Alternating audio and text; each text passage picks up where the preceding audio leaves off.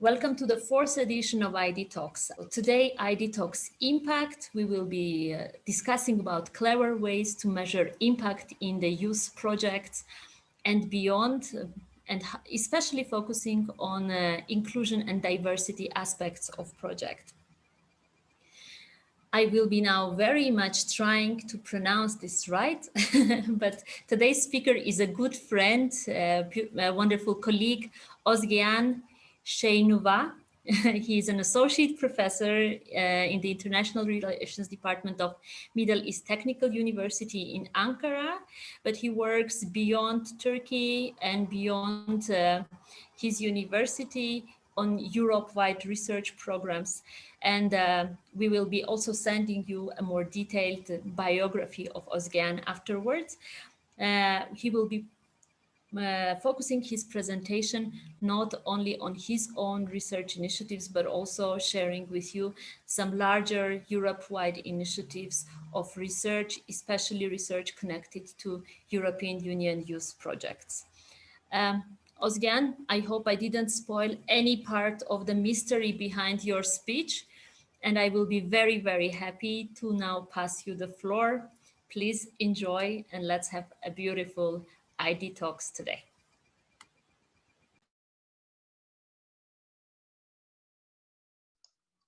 Thank you, and make a gesture if you can hear me fine and all right. All right, that's good. Hi to everybody. Welcome to my little laboratory where we do all the research, and I will explain what these things do in a youth project. And thanks for the invitation to the team of Salto Inclusion and Diversity. And I like how it sounds because it's ID Talks, but if you say it very fast, it sounds like detox. And it sounds like we need detox these difficult times. I hope you are all fine with your loved ones and you are trying to stay safe and stay sane. And these are indeed difficult times with a lot of young people, a lot of individuals. All our societies are being impacted. So we will not pretend nothing is happening out there and we are meeting in Zoom because it's fun. It can be fun, but we are meeting through Zoom out of necessity through these difficult times. Where I live in Turkey now, a new curfew just got into place. Young people under 20 cannot use public transport and they are allowed to go out only at certain times, and we can't go out in the weekends. So I'm not going to pretend nothing is happening and ignoring the elephant in the room. But what I also know very well is the resilience of young people. What I didn't like when the pandemic started was in some countries, young people were seen as part of the problem because they were reckless, they were stupid, they were partying. But I was also very glad that over time, young people showed that they are part of the solution.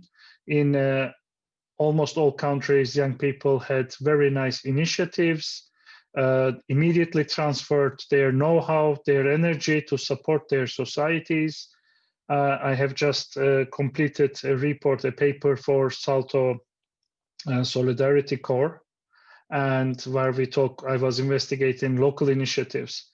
And I can clearly say that young people are not part of the problem, but they are really the heroes. There are so many examples of young people shopping for elders, taking care, supporting where schools failed, all these voluntary projects. So I propose we start by giving an applause to all the people working very hard, keeping the life and society going on, to ourselves, because we are also in the part of it. We are part of the society and we are contributing to it. And Now it sounds like a dream that I'll be speaking about international projects, people traveling, EU youth projects, but it was only 9-10 months ago. Some of us were meeting, doing projects, planning. Some of us had plane tickets, some of us had projects lined, and now we are worried about going to the corner store, but those times will come back, and we should use this time getting ready. And that's what I want to contribute today. And let's start, and I will start with sharing screen as well. So what will happen is today I will talk about different aspects, but I think yes, you can see my screen now. It was a little bit ambitious. I was very stressed since I received this invitation. I've seen previous idtalks, the quality of it. So I kept changing and doing again. But then I remembered that I come from practice. I come from work camp organizations, and with FACS. I mean, this is amazing. We're doing Zoom. We were organizing international projects with FACS, and slowly I switched into practice, from practice to research side, because I got old, and nobody was laughing at my jokes anymore. Most of the time, they didn't even understand that I was making a joke. So, and I said, why don't I talk more on practice research dialogue and focus a little bit on this, especially this role of practitioners doing research and knowing what they are doing. And then the problem came also, let's talk about what we are talking about. What do we talk about when we talk about impact analysis? And this is something I've done a lot of trainings in the past. Most recently, I was in Salto Tool Fair, well, not Salto, the Tool Fair, and we were talking about how to empower practitioners to do research. And always number one problem was to know what we're doing. So I'm using Menti, but you don't have to go and enter the code. But if you enter in a double screen, or you can open another tab, or you can have a phone or whatever, you don't, I mean, I imagine most of you are very familiar with Menti, but you don't have to download nothing. Just enter your credit card number and your bank password. No, you don't have to do any of those. We already have them. The moment you logged in Zoom, we took them, don't worry. So what I'm saying is that you can enter the code in the page, and you can do two things. You can see the photos and slides in your other screen as well in detail, but from time to time, I will ask you to give reactions. So if you are connected with this code, push the question mark, so I know that some people are there, but it is not absolutely necessary. You will not learn less if you don't go into Menti, but it will be less boring if you go to Menti, because I will ask you to choose things and we will have animatrix. And I also love the title, Clever Ways for Impact Analysis. Then I was thinking maybe I should talk about the stupid ways as well to do impact analysis, and then see the difference there. So 13 people are already in Menti, 14, and you can join anytime you want, so I will not close it, but let's go. Now,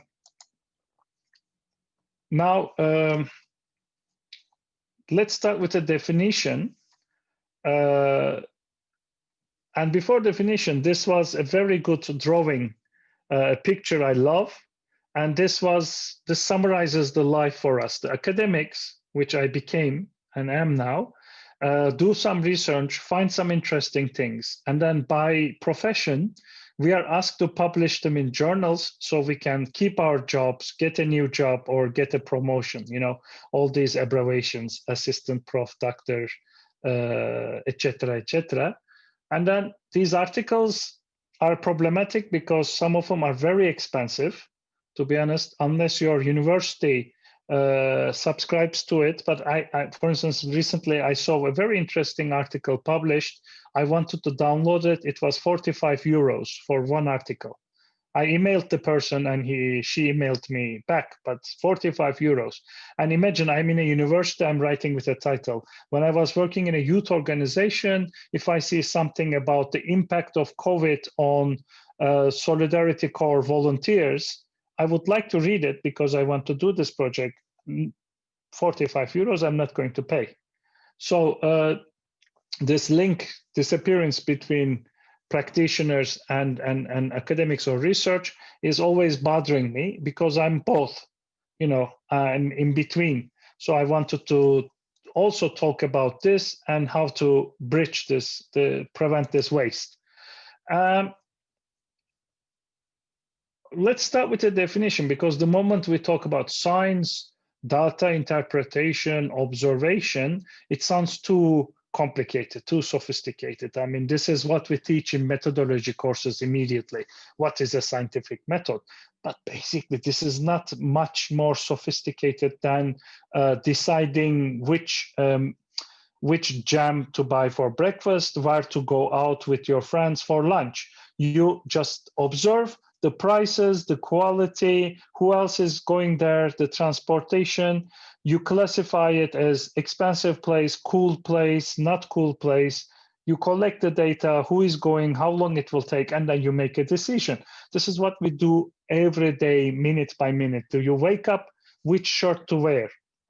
You're getting out, which bus to take? Should I walk? Should I take my bicycle? Well, how do you decide on that? You observe the weather, you collect data, you check out your mobile and weather conditions, and voila, you collected data, you observed, and you made a decision based on your data and observation. Now, what is different when you do this every day and when you do it for a scientific is formality and validity. So we all do the same, but if you do it in a systematic way and in a valid way that can be used by others and carry some value, voila, it becomes scientific. But it is an everyday practice. What I'm trying to say is that it's not as complicated as some people want us to think. We do it every day. We collect data, we observe, we analyze data, and we make decisions based on that data.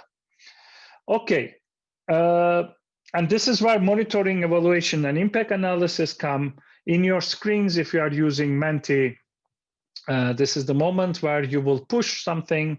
You can do so. We will see it, how it goes. Feel free to play with it. I see some people coming. Yep. Voila, monitoring and evaluation is being done a lot. And nice. Good. Nothing is surprising or shocking here. I do this exercise a lot. I do train civil society. I do trainings or workshops with a lot of practitioners at European level, national level, and local level. And it's more or less always this scenario. The practitioners are very much focused on monitoring and evaluation, and impact analysis is always the missing link or being less. Now, but then when I spend longer time, sometimes we do 2-3 day trainings or workshops, and then what we realize is definitions. Because the moment people say, I do this, and then you start going in detail, asking them to give examples, and then you realize something is not always right. What are we talking about it? Monitoring and evaluation is the most popular one. Some people use it a lot. And when we started first doing EU projects, when Turkey joined the Euromed program in '95, in the application form for any funding, this was biggest nightmare for us, because they would always ask us about monitoring and evaluation strategy. How will you evaluate? And we wrote something, and then for 20 years, lots of people copy and pasted the same thing. Oh, we will make a midterm evaluation where we will sit and talk, and then we will make a final evaluation where the participants will fill out a questionnaire. And these questionnaires were more or less you would design one, and I've seen a lot of people using it in every youth exchange, contact making seminar, partnership finding seminar, and then, how was the food, how was the program, and then slowly, thanks to Salto and the tickets and everything, you see more resources being available. So the quality of monitoring and evaluation went up, but the level of awareness is somehow still problematic, because some basics were had to be discussed, such as monitoring is largely descriptive, and it is the practice of collecting data and evidence, and it has to be ongoing. What is going at this moment and over time? So you make a photo, but you also make a video. I always give this example. You make it once, it's like taking a photo, and someone is in the air. Now, what's happening? Is she falling? Is she taking off? Or wait, it's Superman, is it flying? So that's why overtime is also important, because if you take a movie and collect data over time, you will know if this is going down or going up, or you just found Superman and it's flying. You see, overtime is often missed, but I like this. And monitoring is always a control mechanism. What are your targets? What are your outcomes? What did you plan in the beginning? Monitoring is, you have a post, you don't just collect anything. While on the other hand, evaluation can only be done if you have data. If you don't monitor, you can't evaluate. And it gathers not only the monitoring data, but when you are doing evaluation, you need additional information. And this is particularly true when we're talking about inclusion and diversity, because the external factors are extremely important. So when you're doing a project, it's not only what's going on inside your project in terms of inclusion and diversity, but what's going outside as well. For instance, visa procedures. I'm looking at the participant lists. I see a lot of non-EU countries are present as well. So when we are evaluating a project after it's done and you say, oh, we failed in inclusion because people from non-EU countries were not able to participate, or they didn't show interest, but is it they didn't show interest, or they just simply couldn't travel? They couldn't get visa. So that's why additional information is important. You have to go outside your project bubble and be aware of it. Now, immediately, let me put a footnote, for instance. Again, a lot of research is being done on COVID, and now we are talking about new forms of exclusion, such as tests, or now vaccines. We are all happy about vaccines, but what if in near future it will become part of application that you have to show you got vaccinated? How many young people in difficult conditions are going to be able to be vaccinated? Even testing, imagine, not every country tests for free. Going for testing for COVID includes certain risks. So we're talking about inclusion, you have to talk about exclusion and new forms of exclusion. That's what we mean by additional information. Which countries require testing? Is it free or not? A very solid example as well, when we were doing projects, again, inclusion and diversity, some countries such as mine requires young people to pay a tax to leave the country. It was nothing in the past. It was like 4 or 5 euros, but then it went slowly up. So this is an additional cost, and most of the projects did not foresee this cost, because you can't always get it reimbursed. And you have to understand that there is something out there which you cannot evaluate because it's not part inside your project, but it is a reality out there.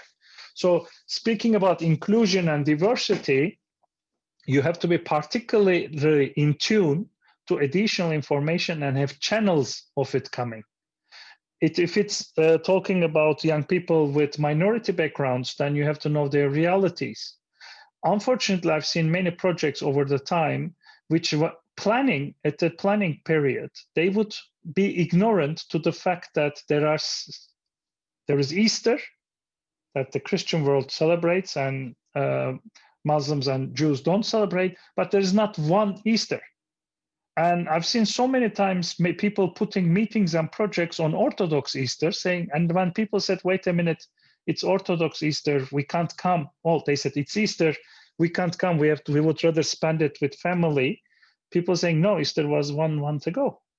And it's like, yeah, but then I want to travel on Easter, it's my family.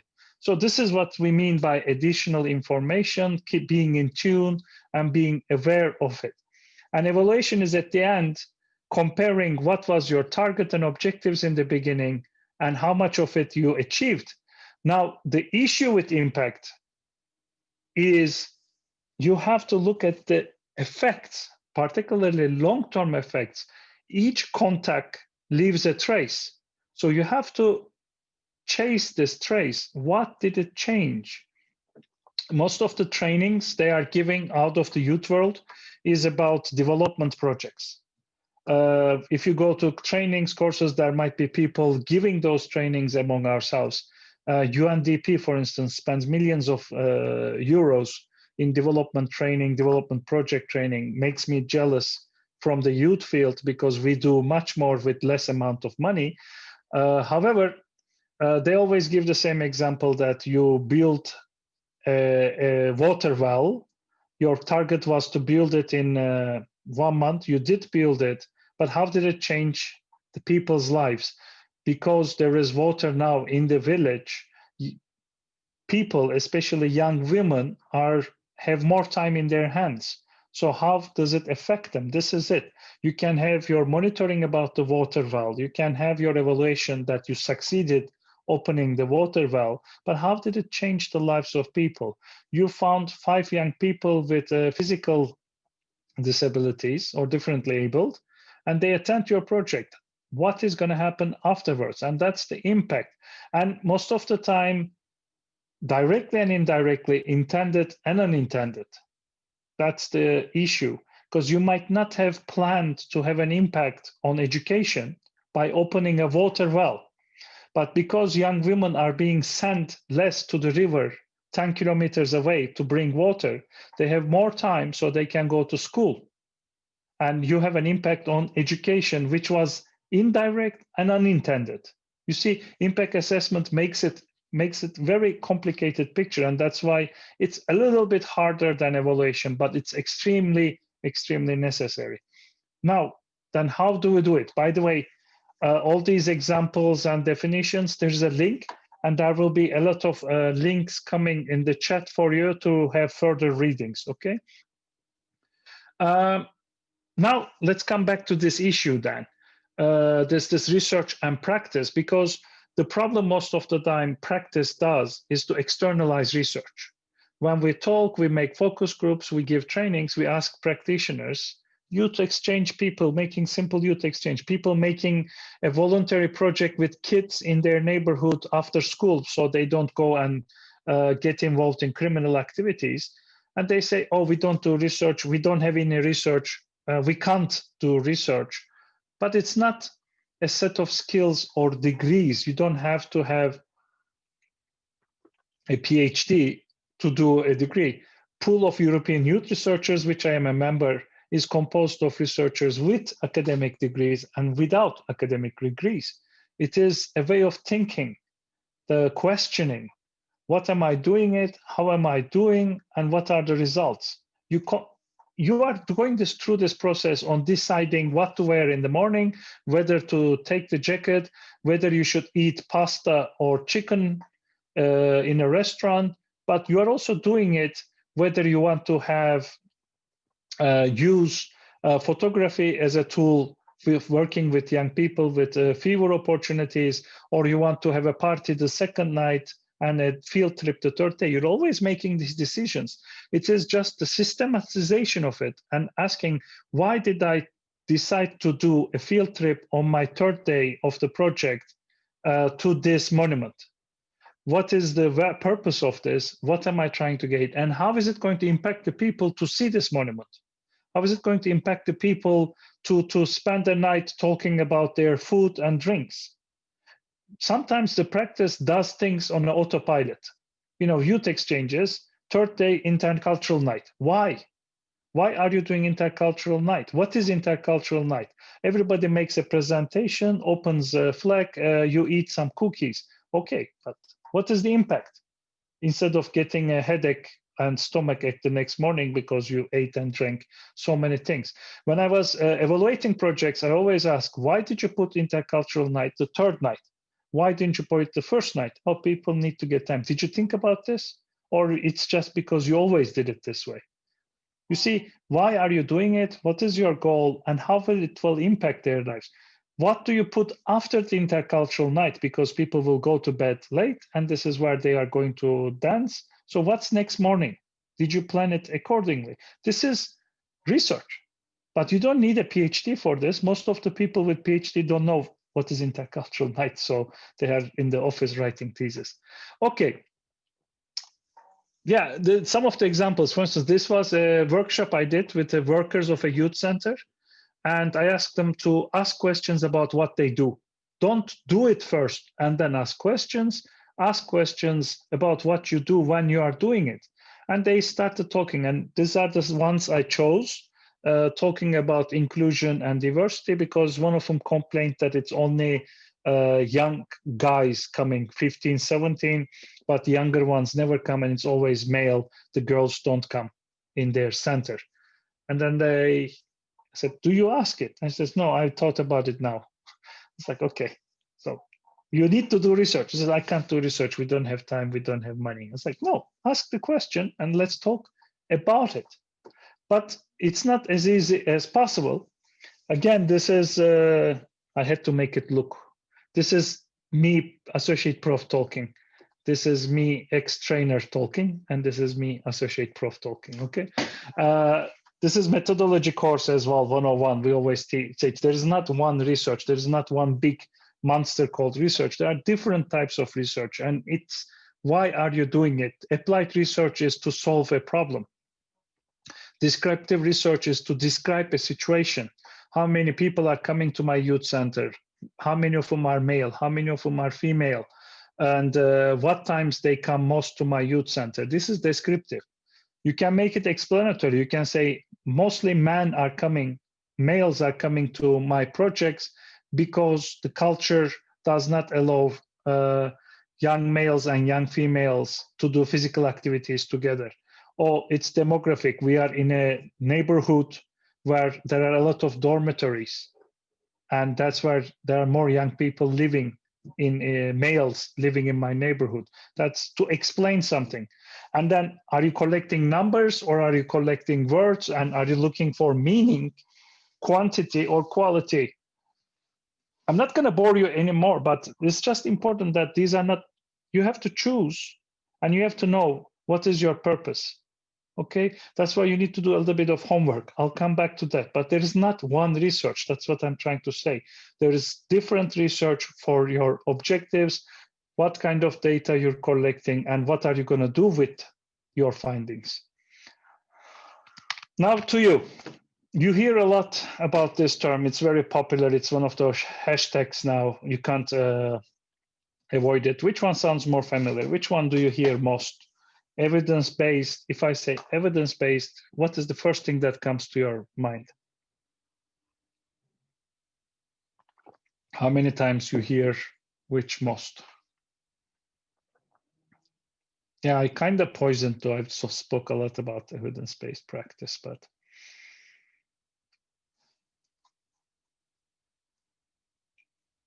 cool. Most of it is policy. Yes. Okay, don't stop now. I just said most of it is policy. Now it's changing. Thank you, whoever just got positive. Yes, we are hearing a lot about, okay, evidence is an important part of research.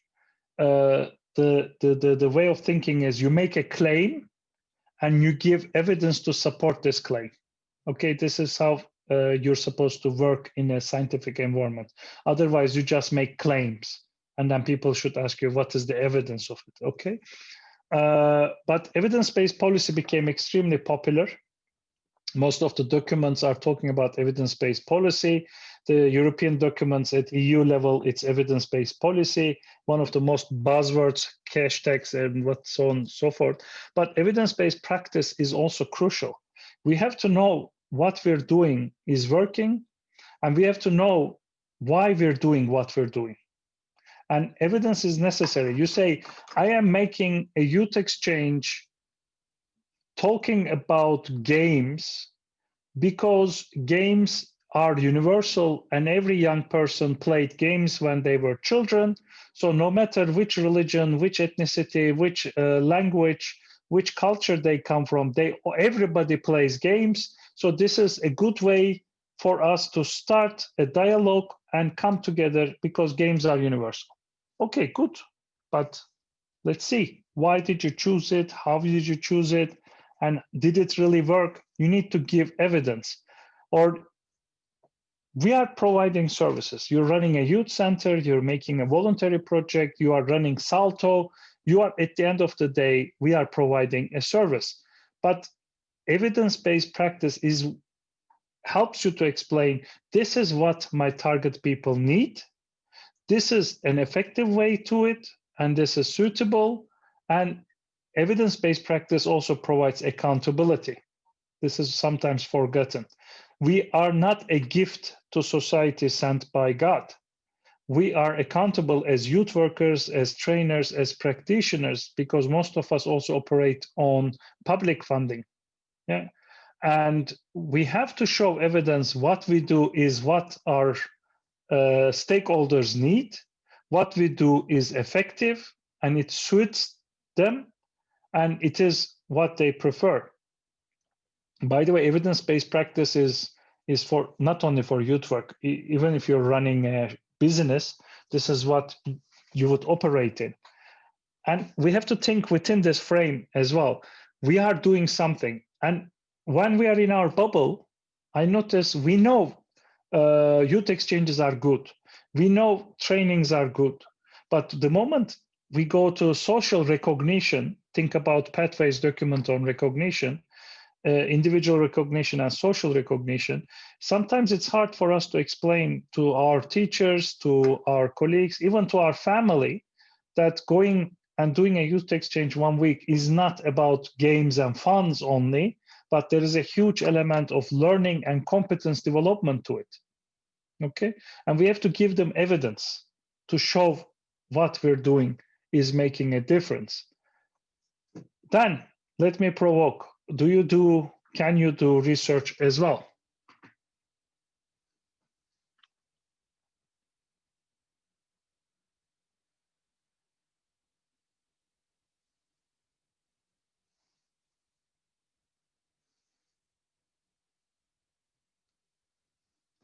Yes, wonderful.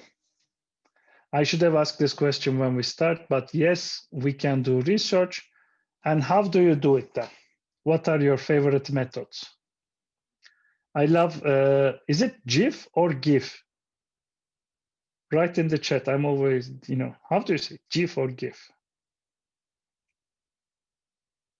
I love This is GIFs. also something that is very much debatable, needs a research on. I'm just doing this. How different is GIF? Okay, how do you do it? Statistics, interviews, experimenting. I would really appreciate if people tell me how they're experimenting in the youth work, because that's all something I'm really curious. Youth work and experimental research. I'm looking forward to read them in the chat section. Okay, I'm very glad because there is also always the obsession with statistics. And sometimes people think it will make more effect if you give percentages and tables and some graphics. But sometimes just one quote with 5 words in it can make even more impact than 5 tables or some statistical analysis. But it's good that there's diversity here. Now, the problem is this then. All this we said 100%, all of you do research and all of us do methodological mix, wonderful. But then the moment we start talking about researching inclusion and diversity, what is the first thing comes to your mind? Please complete this sentence. Research on inclusion and diversity is essential.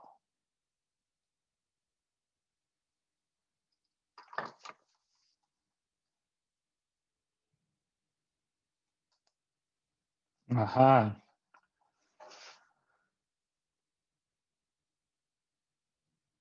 Subjective, wonderful, crucial, difficult. Yes, I completely agree. Weak at the moment, something we are learning.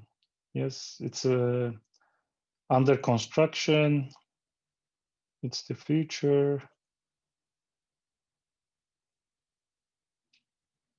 Nice. I see 14, 16.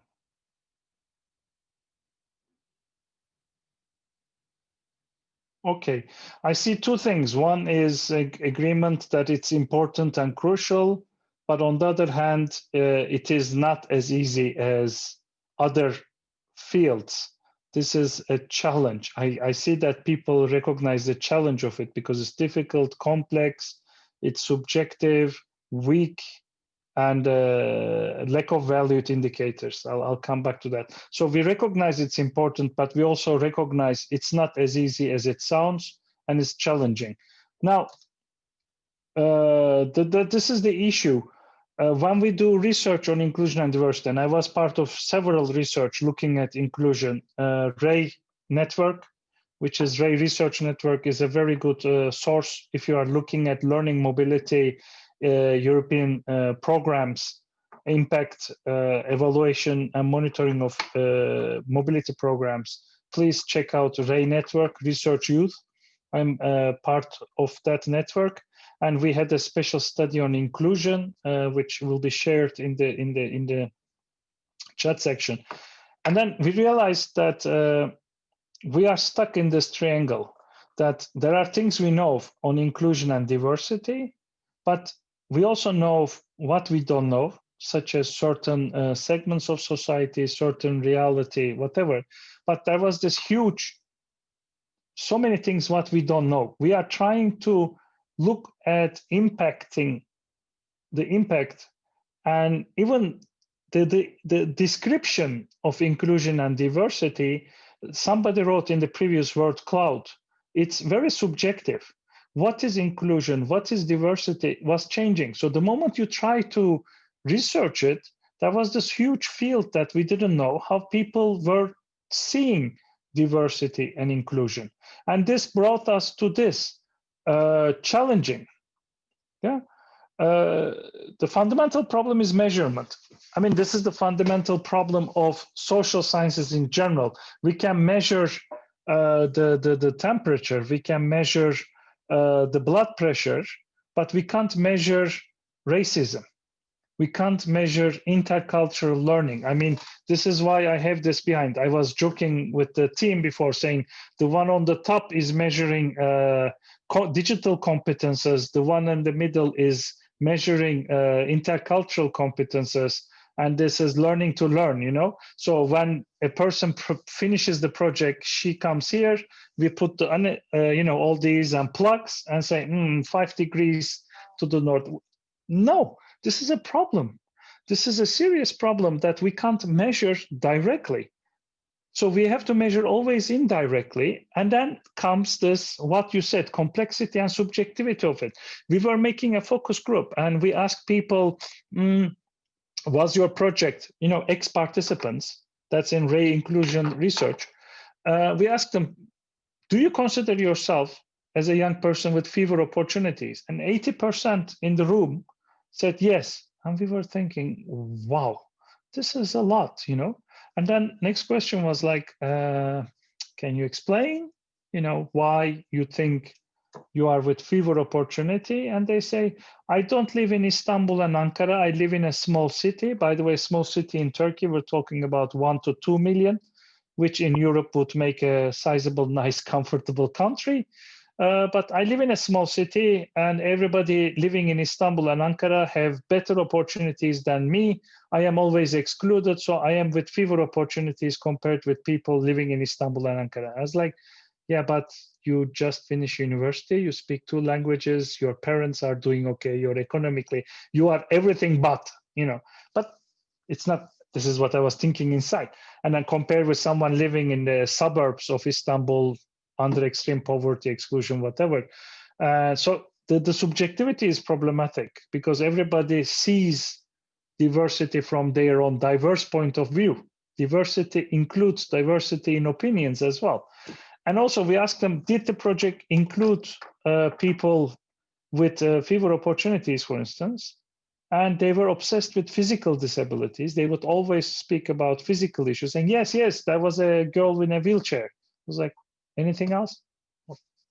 No. I was like, it's not. You see, this is subjectivity is an issue.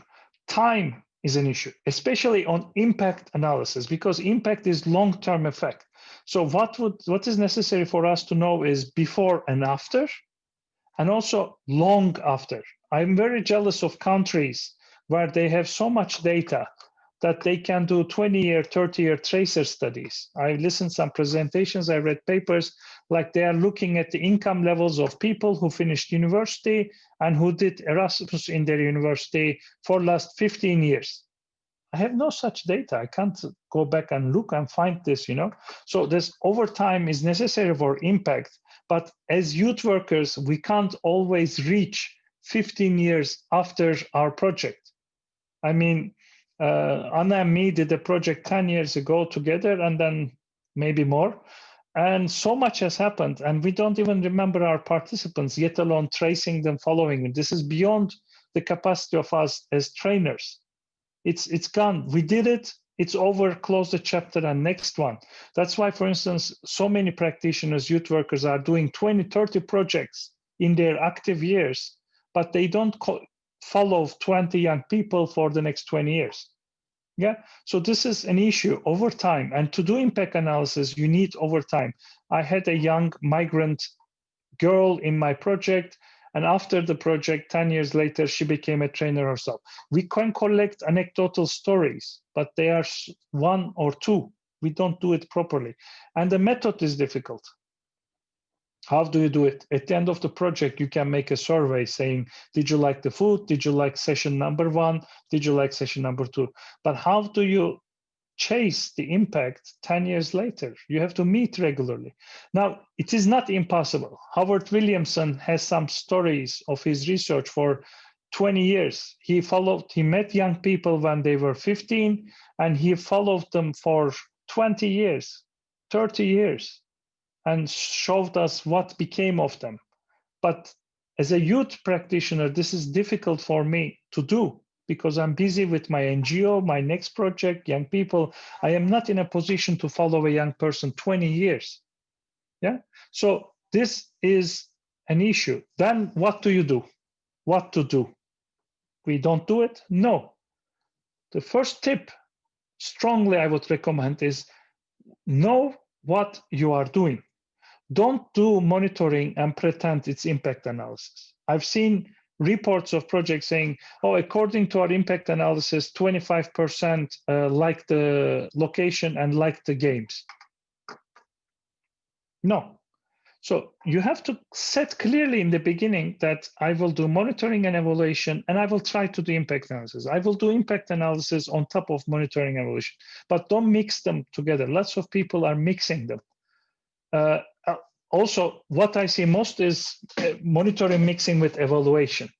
It's like just giving percentages of level of satisfaction, how many young people with fewer opportunities participated. That's monitoring. It's not evaluation. You have to tell us, was this your objective? Did you reach your objective? Is it less? Is it more? And then you can discuss why. Then it's evaluation. And start yesterday. People, when I show this, when I say this, they think my English is not good and I made a mistake. That when I say start yesterday, but I told you, this is a process. You have to do it well planned. And the moment you have the idea for a project, you must have an inclusion and diversity strategy, and you must have a monitoring and evaluation strategy the moment you have the idea. So you can't start after the project. You have to design in the project cycle, what is your monitoring and evaluation mechanisms, especially in terms of inclusion and diversity, because that's more difficult. I'm not talking about monitoring and evaluation of the physical accommodation or the tools you use. Inclusion and diversity are tougher because you can't do it in one telephone call and make your project more inclusive. So you have to have a long-term plan. You can't start after the project. Research the research. Know what you don't know. Look what others done. Pool of European youth researchers and European knowledge centers are important resources. The Youth Partnership of Council of Europe and European Union is a very good, for instance, COVID, now there is a knowledge hub. The link is coming to you. There is already so much research, so much briefing. Because when I was a practitioner, when I was doing trainings, this was gold, this was treasure. We didn't know if there was a research on Solidarity's impact on European Solidarity Corps, COVID, impact on Solidarity Corps volunteers. You go there and there is a wonderful research in Poland and you say, this is interesting, why don't I do it myself? Mental well-being, there is so much there as well. So research the research, because now we have internet, it's very good technologies. You can find what others did, replicate and learn from it, and ask for help. I said it's not, sometimes it's beyond our capacity. Why don't you contact a researcher from pool of European youth researchers and say, look, we are doing this international project. Would you like to help us? We want to have a better impact analysis. Would you make us external evaluation? We can't pay you. Fine. Can you take a look at our questionnaire? Can you look at our focus group? Do you have any recommendations? Most of these people are practitioners. They would help you. Find the one in your country and ask them to meet you in person, have a phone call. So ask for help, because when I do workshops and trainings on research practice linkage, number 2 complaint is researchers say, we don't know what they are doing. We can't go and do it. I would like to go and observe it on the spot, but I only learn it after they did it. And the practitioners get always angry saying the researchers make research without asking us. We are the ones who know what's going on. If they ask us or they tell us in the beginning, we can tell them what is going on. Then one has to give and one has to talk. And I think the practitioners are in a better position to reach to the researchers and include them in their project, saying, look, we are designing a project. We would like to invite you as part of it to do the monitoring and evaluation strategy. And if you want, why not come up with impact? We can't do it, but maybe you can do it. For instance, in Ray Network, we did it after the project. We did one interview before, one interview right after the project, and one interview 6 months after, and one interview 1 year after. The ones who did the project couldn't have done it. This is too much money and energy, but Ray Network did it. Please visit it, and there are so much there that can be done. And this is a mantra I have. I have it tattooed in my back, and this is a poster in my bedroom. Every morning I wake up. No, I don't. Monitoring starts before the project, and evaluation starts with the project, and impact analysis must start the moment you have the impact. So don't do it tomorrow, but this is people, the time doesn't always match the reality. Okay, I'll stop here. And if you have questions, reactions, comments, please feel free. And I give the floor to the organizers. Thank you very much, Özge. Listening about research and impact has never been so enjoyable, I have to say, in my entire life.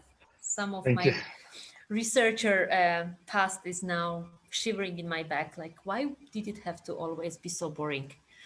So thank you very much for the talk. And I would like to ask Maria, our colleague, whether there are some questions or immediate reactions in the chat that we could share now with everybody and with Özge. Thank you very much, Anna, and thank you very much, Özge, for the amazing and inspiring talk. It was really great to listen to you. There has been a lot of reactions while you were speaking, so thank you for all the inputs that you have brought today. Just came in one question. Is there a kind of database of valued indicators? I was waiting for someone to say, you are muted or unmute yourself. I always joke, that's the phrase of 2020, you know, you are muted or unmute yourself. I am not joking. I have a t-shirt that says unmute yourself. This is research value indicators. This is the golden, the holy grail. This is what we are all looking for, something like that. There is not one, but there are several that can be used.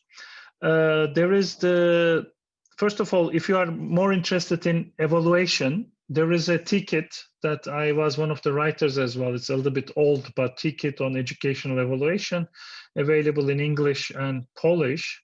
Strangely, when I was in the Polish National Agency, they said, "Oh, look, your book in Polish." I was like, I didn't know I could write in Polish. They are going to put the link here, the ticket on educational evaluation, and there we discuss some of the indicators. But this is evaluation originate. Second, there is a very recent publication on quality indicators. Quality was the obsession.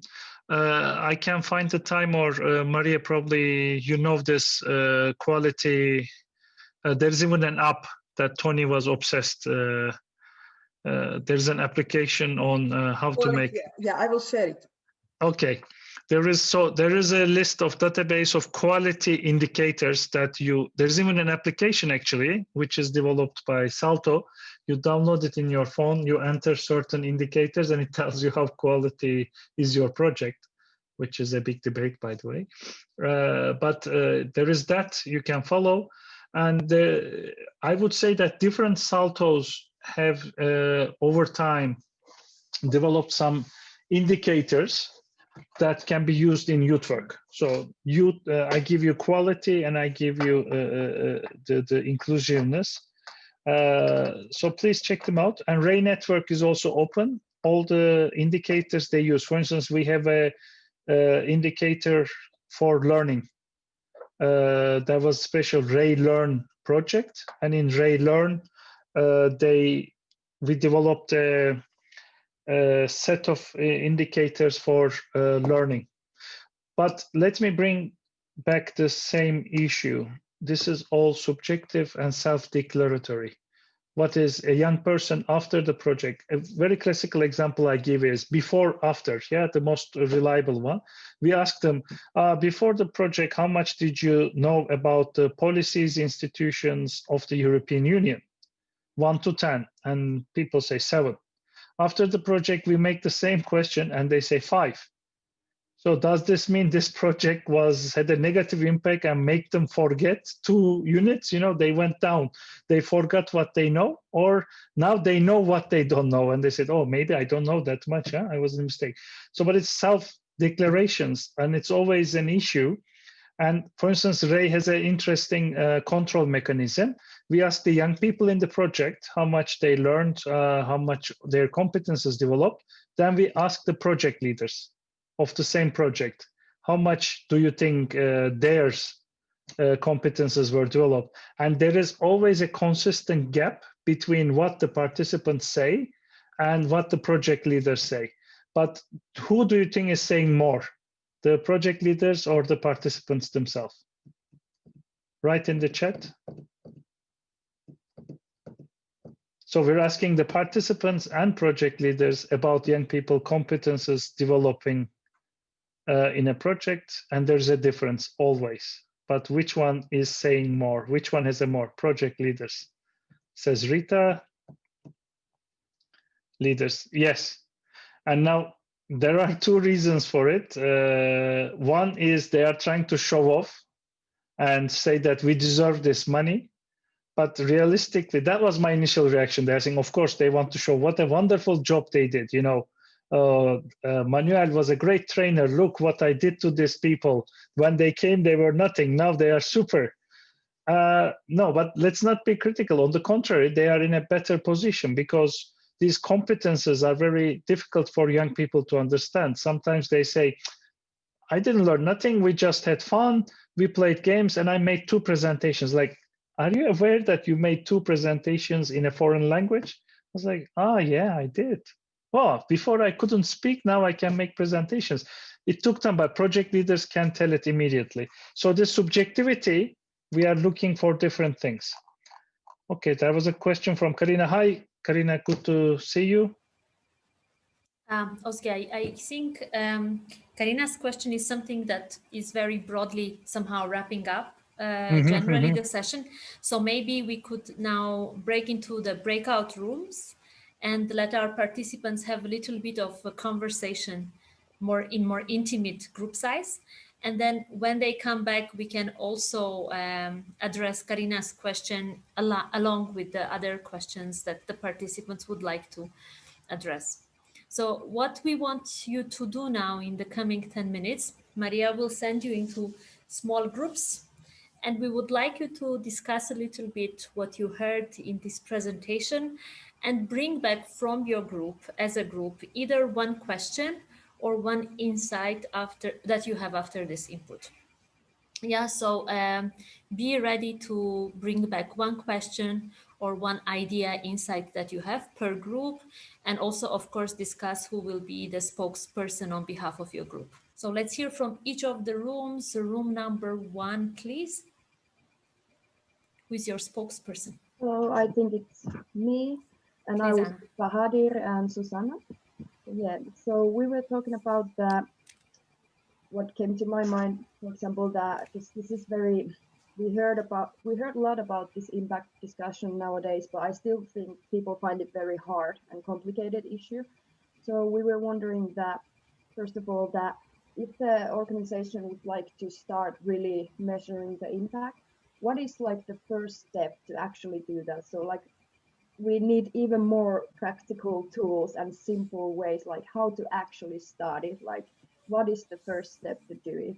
And then also Bahadir was thinking about that, we combined this question that like how to really, how do you say, like if we have to think about for the future what the impact would be, how do we make sure there is actually an impact and stuff like that, how to, like also tools to make sure there will be an impact. And yeah, this is our question. Thank you very much. We would also like you to kind of formulate your question in one sentence and put it also in the chat so that we can pass it over to Özge after the talk and he could work with these questions and incorporate maybe some of the answers in his article. Thank you. So group number 2, please. The floor is yours. One question or one reaction. Yes, we were happy about the presentation. Thank you. We actually did not have a very concrete question at this point. We simply wanted to say thank you for making very clear this division between monitoring, evaluation and impact analysis. And we are very happy with the further reading that we are looking forward to research a bit when we are having time. Thank you. Thank you, Yeva. Group number 3. Yes, I think it's us. Yeah, lots of interesting, like small insights, but I think the main common issue in our group was these indicators, like how to find the proper indicators. And often if you go to look to researchers, maybe it's these big indicators, but you, with short project, you want to have this indicator for the small effect that you can measure after. So it takes a lot of time, I think, also to research this indicator. So that would be like how to have this set of indicators that are easy to use with the project that we are doing. That would be easy, kind of, useful. Thank you very much. Group number 3. And group number 4, please. Anybody from group number 4? Yeah. Yes, Lenka, please. Group number 4. We had very concrete question to kick us off. Karina asked, she was wondering about the feeling of being included. We refer a lot to the feeling. So how do we measure that? How do we measure feeling? And this started off a discussion in relation to self-assessment of participants. So we believed in our group that learners themselves are the ones who can tell whether they have learned something or not. And the facilitators around are supposed to support that process. So we were questioning the tools that are around to support that. And last but not least, I shared a concrete tool, which is called Impact Exercise, that has been developed by ECORIS, by British National Agency. and I just shared it in the chat. And personally, I've been using it, and I would recommend it to all of those who are really interested in working seriously with long-term impact and short-term impact. And I would like to ask the group whether there is anything you would like to add in terms of the question. Okay, so if you still have more questions or more comments, please put them in the chat, because we are going to use this chat box for the future. So please don't be shy. And if you have more questions, put them there. One final question from group number 5, or comment or reaction.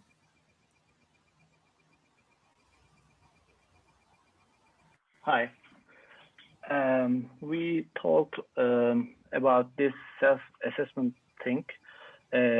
I want to tie this reason to the lack of self-reflection habits, the lack of self-reflection habits since the childhood, I think.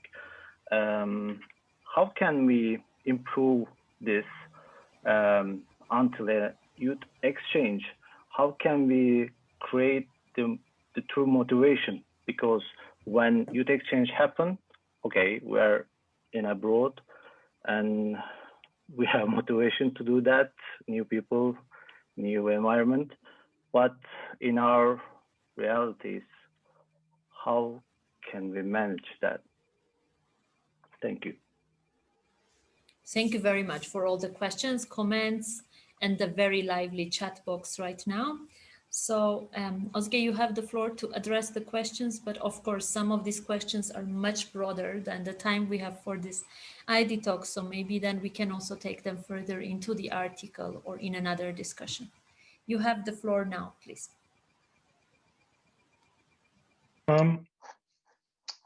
More than the floor, I have a lot of homework, because this is also a learning exercise for me to meet this very good group, to hear their questions. But I also, let me go back to what Karina wrote, because that also came as a group. Hi to Karina. I mean, I would also be curious about hearing her answer as well, because she devoted a lot of time, energy over the years. She's an academic as well. I'm talking about Karina Shupina, that she's a researcher. She has a degree as well, and she worked on inclusion, exclusion issues more than I did, actually.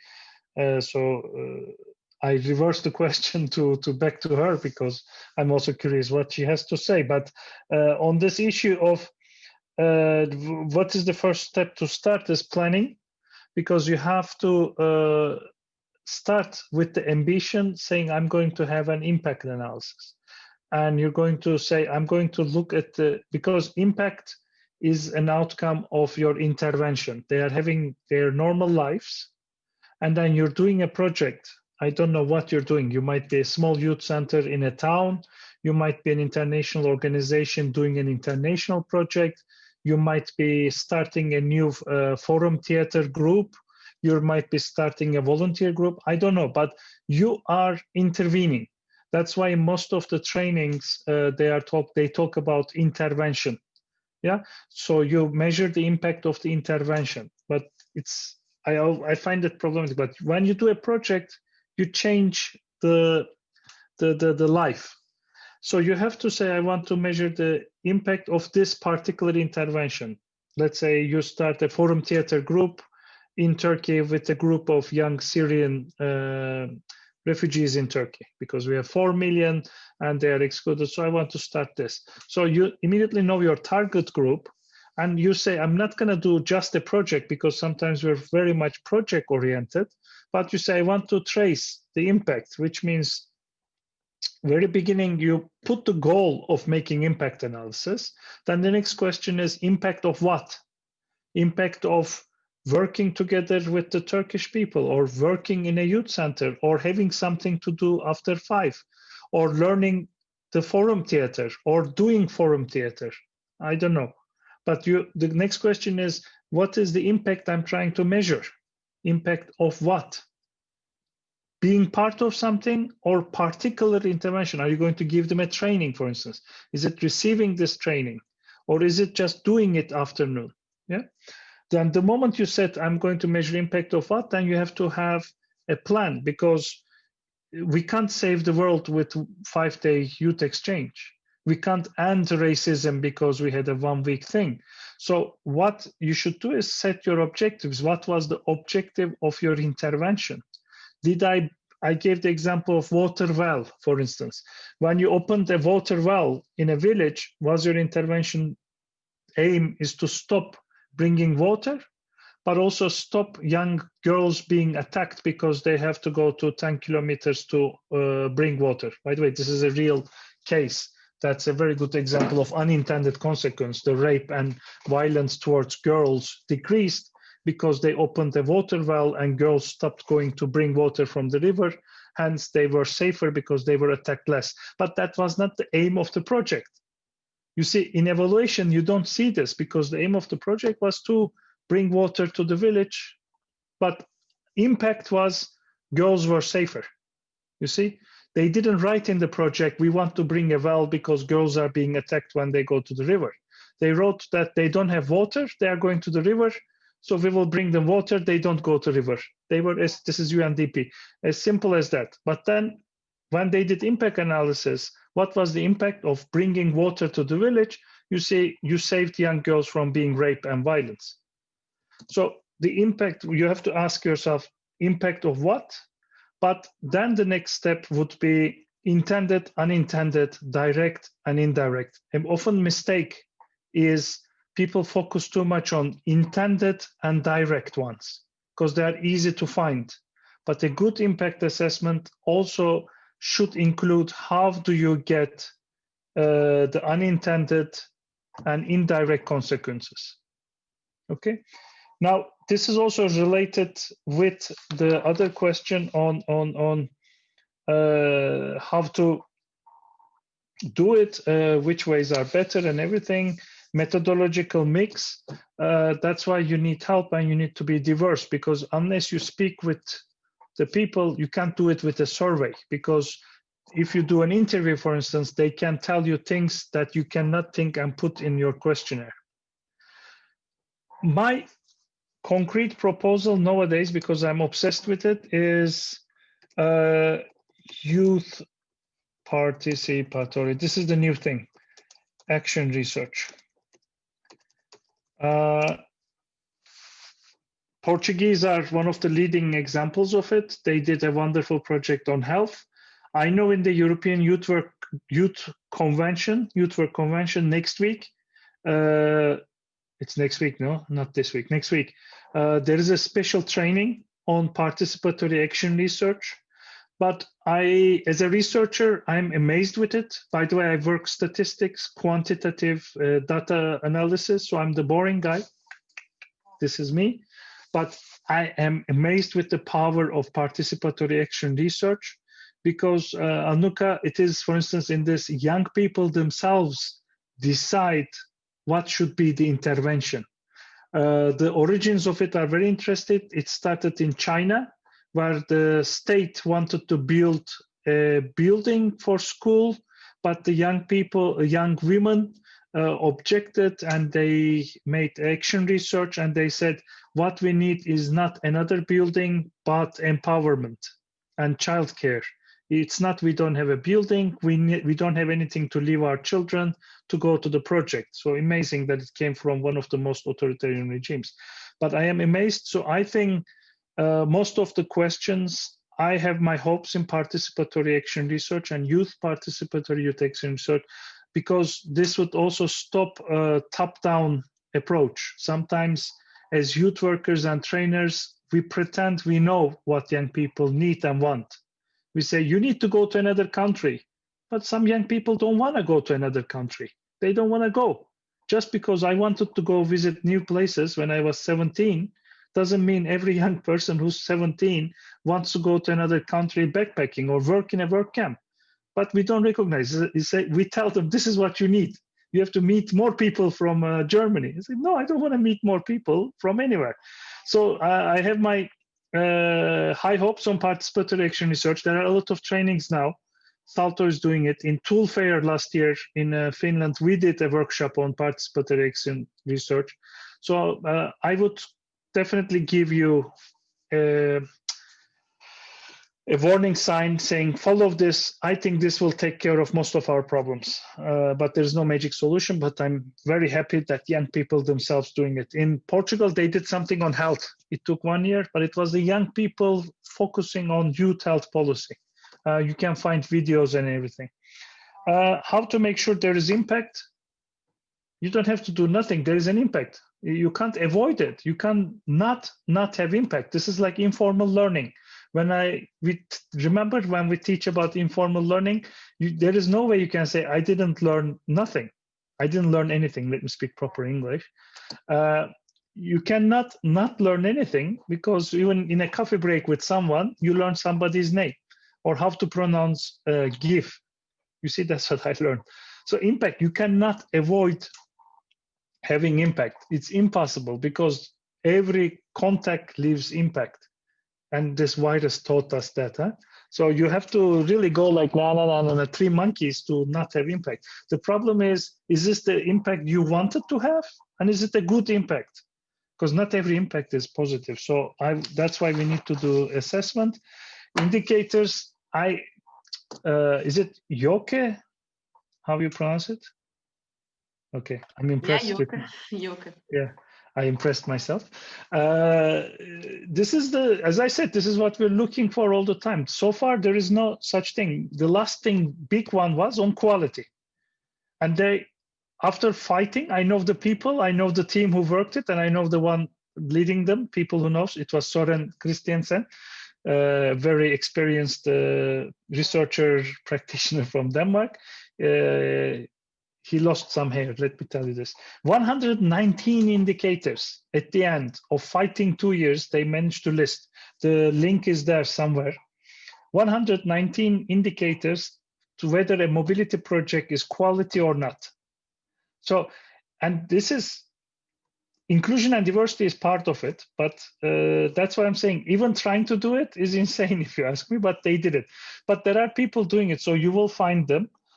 Feeling, how do you measure feelings? Exactly. Fundamental problem of social sciences is measurement. We can't measure it. Psychology claims to measure it, but it's also what you're trained. I am trained in political science, so I do, and I'm a positivist, and I do believe there is a reality of racism, for instance, or there's a reality of religiosity out there, which I think I can measure it indirectly. But I have colleagues, anthropology, for instance, they don't believe that there is something called religiosity out there. It's a construct. I'm not going to go all Heidegger on you, but this is a debate. My perspective, it is there. I can find somehow one way to measure it. I can compare it, for instance. That's why I believe in comparative analysis. Epistemology and ontology is a big debate now, but my perspective, I believe it's out there. I can measure it. Feelings and as self-assessment, I am those people that give credit. If a young person says at the end of this project, I believe I learned, I developed my competences, I'm one of those people who says, I believe in it. Yeah, I don't get into this fight between behavior, attitude, and perception. And statistically, I can catch them, by the way. If someone says I'm not racist in a survey analysis, for instance, sociology, statistics, political science, no, somebody might say I'm not racist at all, but then I ask him 10, 20 more questions that we know. And then they say, you're saying you're not racist, but you're lying to yourself, you know, because you don't want a, I don't know, gay neighbor. You don't want your daughter to marry a guy from other sect and blah, blah. So it is possible, but you need time and energy. I have colleagues who are very good in interview, anthropology, participatory action research. I mean, the work by Daniel Briggs, for instance, young people in, he went to holiday in Ibiza, for instance. English young people, Ibiza. He was young at that time, and he did wonderful research talking about their behavior.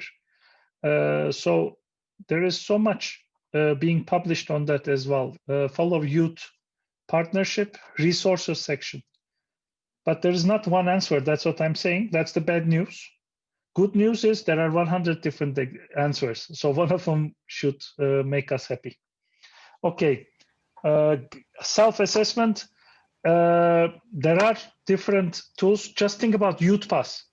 Youth Pass is practically asking some questions to yourself and do the self-assessment. So there are tools for it, but I agree, self-recognition is also difficult. People sometimes don't realize how much they have grown and learned. So it starts with the individual. Oh God, there's so much more, but I will stop here. I'll try to write the rest to the article. Thank you very much, Özgehan. I know that there are so many things. I mean, answering one question always brings something else and interesting to the surface. And I think there will be much more that you can follow on the article that we will produce after this talk. What I would like to ask you to do now is we try to do two things parallel. So on one hand, in the chat box, please, in one word, one single word, put your overall impression, reaction to today's session. And while you will be doing it, Olaja will be sharing with us the graphic recording. Probably you've already forgotten that somebody was doing this work all along, but now you will see the result. Olaja, you have the floor. Thank you very much. First of all, I must say that it is challenging, and I'm super excited to go back to this recording and catch all the examples, because there were so many different ones and so enriching that for sure I will put them here. So for now, I will just share this preliminary version of the recording that you should have now in your screens.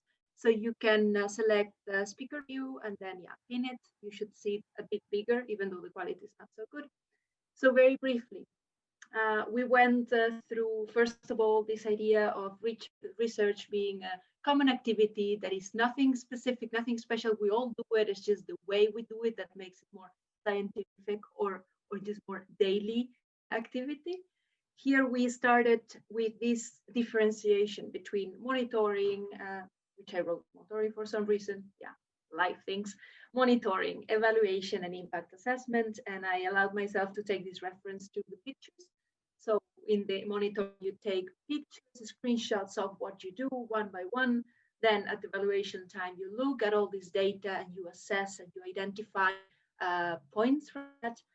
Then in the impact assessment, you actually see what happened with the screenshot, what happened to this knowledge, this action that you wanted to pass on. So basically, then we also talked about these methods, how practitioners actually do research, and also talked about the evidence-based practice, why we do it, why is it necessary. And when talking about the field of inclusion and diversity, why it is so challenging, or why is it perceived as so challenging to do impact in this field, is because of this subjectivity and the many different examples and awareness of what is inclusion, what is diversity, according to many different factors behind people. So this was the questions and answers will be finished, but this is, I will make it now the general view. This is very simplified, and I liked really a lot the sentence of every contact leaves impact, whether you intended or not. So it is all about planning how you want this impact to be, and then assessing if it was what you planned. But it always happens, and this is a message that I really liked. So that's why I quickly added it there, even though the questions and answers section will be finished a bit later. So thank you so much. Thank you very much, Olaja. And thank you very much for participating. I see that some of your feedback is coming in the chat box. Before closing, Özgehan, maybe you want to say a few words to our participants, something extra that you think is very important before we close the day.